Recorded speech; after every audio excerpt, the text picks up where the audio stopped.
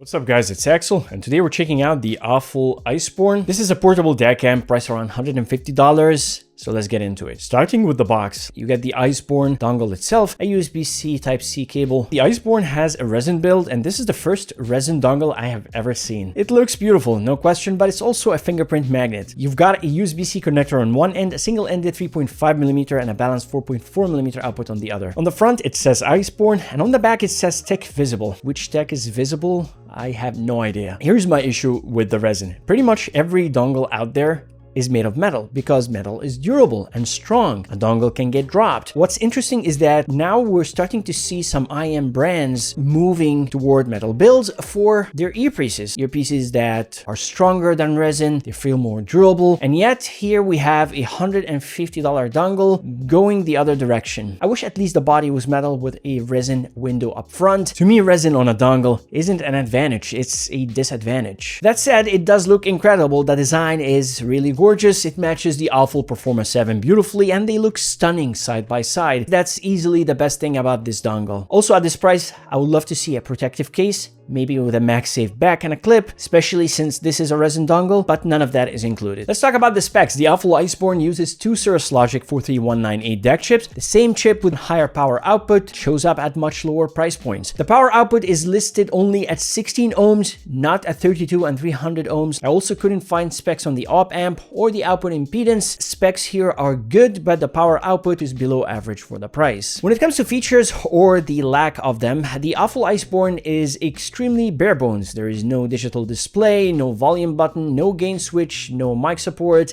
no EQ, no app support, no Bluetooth, no pass-through charging, no MagSafe, no coaxial output, no filter switching, nothing. It has no features. Since there are no volume buttons, you're always at max output and have to rely entirely on your phone's volume steps, which may not be very fine or precise. I found that to be frustrating. If you have this dongle, I highly recommend that you check the volume on your source device first before plugging in your IMs. It happened to me when I tried it with some IMs and I found out that the volume was maxed out, and that's not a pleasant experience. That's why it's very useful to have volume buttons on a dongle. There is an indicator light though. It's usually blue. It looks cool, but you can't turn it off. At sample rates like 96 kilohertz, it starts blinking and won't stop. I found that distracting and honestly annoying. I wish there was a way to turn off the indicator light. So how does it sound? It actually sounds great. It sounds very good. It's neutral. It's very clear, very detailed, very good sense of separation between instruments. It allows me to hear the sound of my IMs. It's very quiet with no audible noise floor with any IM I have tried. There is no hiss at any volume level. I also didn't hear any pops or clicks when inserting IMs, when unplugging IMs, or when switching between tracks, that sort of thing. It lets you hear exactly what your IMs are capable of, and the sound quality here is actually very good. Power-wise, it's more than enough for most IMs, and it sounded loud with my Sennheiser HD6XX, but I noticed that it struggled with demanding headphones. With the FIO JT7, which is a planar magnetic headphone that needs some power, I noticed distortion near max volume. It was likely clipping. Bottom line, it's great for IMs, good for some headphones, but don't expect it to drive anything demanding. Now let's compare it to some other dongles, because this is where things get rough for the Iceborne. The FIO KE15 is priced around $100, $50 less.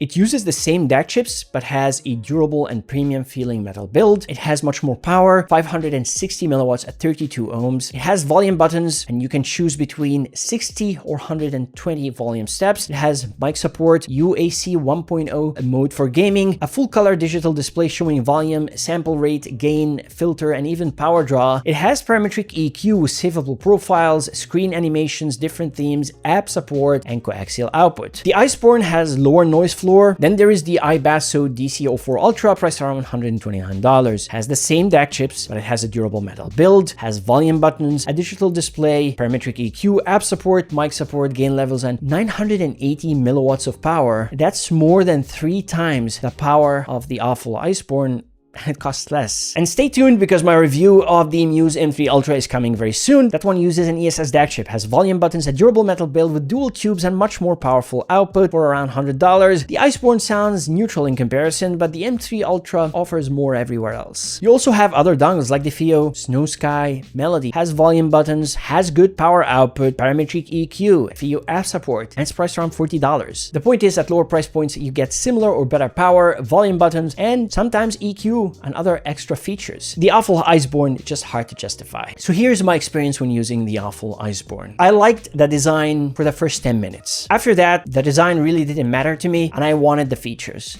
I started to notice the lack of volume control, the lack of digital display. I couldn't see the volume, I couldn't see the sample rate. I wanted to adjust the volume, but I couldn't. Does it look good? It looks gorgeous. Does it sound good? Yes. It sounds great, but here's the thing. Pretty much every dongle at any price sounds great in 2026, and most of them have volume control and other useful features on top of that. So who is this actually for? In my opinion, the AFUL Iceborne is for AFUL fans who want a plug-and-play dongle to match their Performer 7, and they don't care about features, they just want something that looks great. And you know what? There's nothing wrong with that. I can use a dongle that doesn't look good if it has the features I need, but I can't use one that looks good but doesn't have the features. Maybe someone out there will love it, but it's just not for me. If you've made it this far and you found this review helpful, please consider subscribing to the channel. Thanks for watching, and I'll catch you guys in the next one. Peace.